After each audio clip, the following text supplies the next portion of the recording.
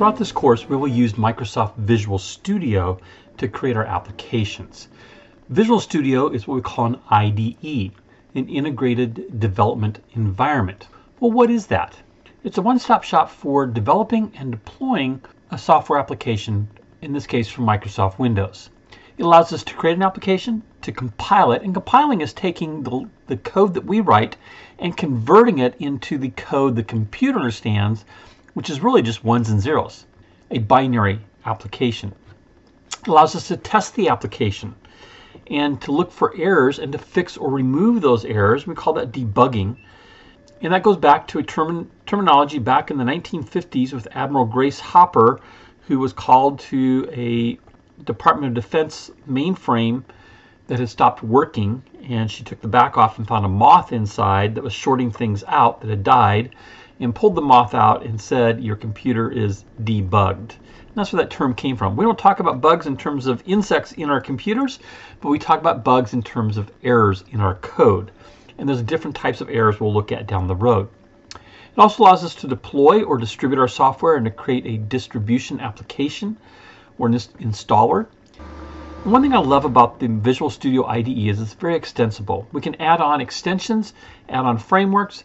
There are packages, we often refer to them as NuGet packages, that allow us to add in additional controls or code snippets. It's just a nice environment for creating software on all fronts. Visual Studio supports several languages. While we're going to use Visual Basic, it also supports C#, F#, Python, a few others.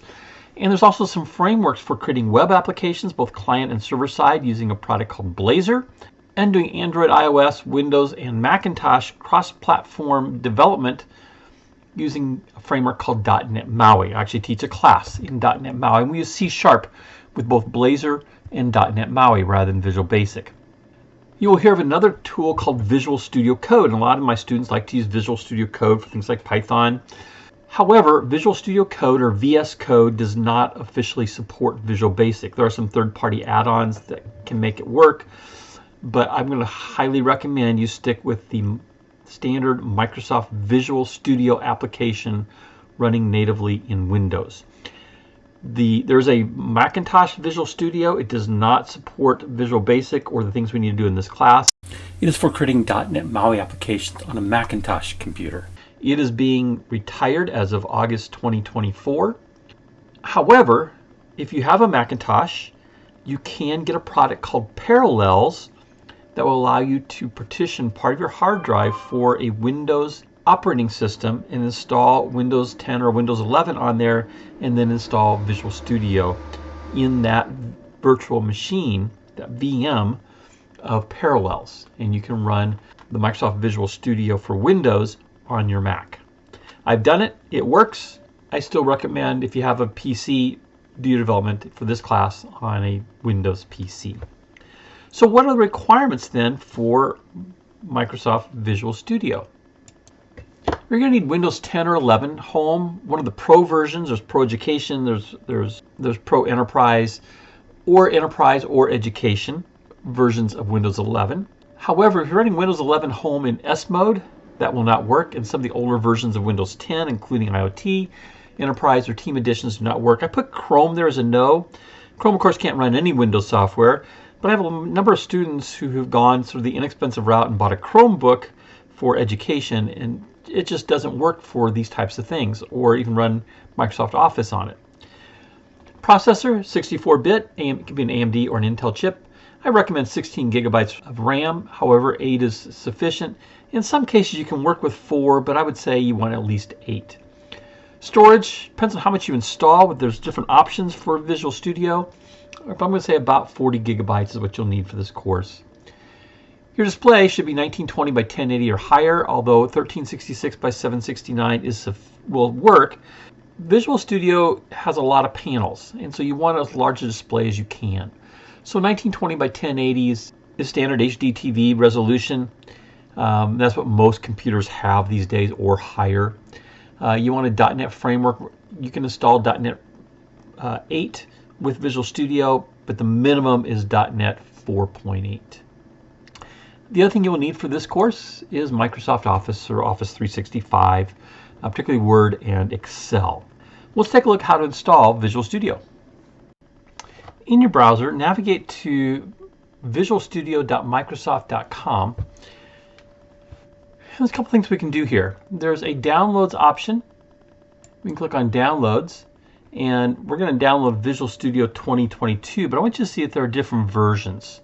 So the community version is a free download, and then there's professional, which is used by small teams, or enterprise used for much larger teams.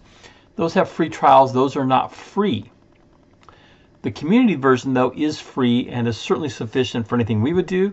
It's great for individual developers. And it's noticed here it says also for students. And you can click the free download and begin to download. I'm going to go back.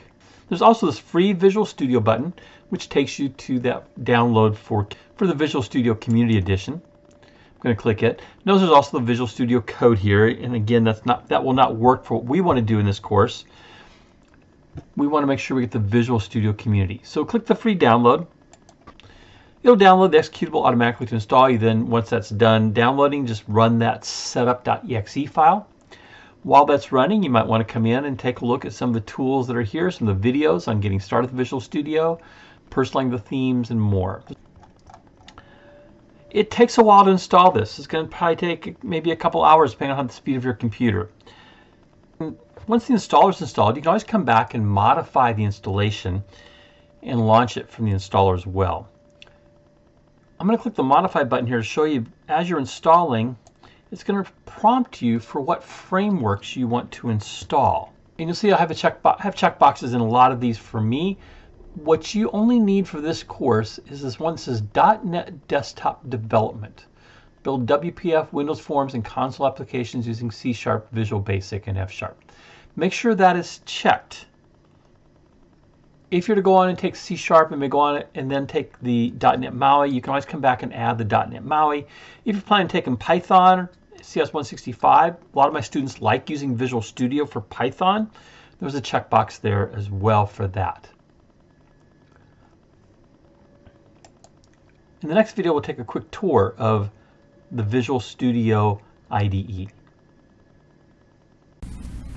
If you just jumped into this video, you can see all the videos from the Programming Practicum playlist by clicking on the image in the lower right. And if you'd like to be alerted to future videos I create, you can click my picture in the top right to subscribe to the channel.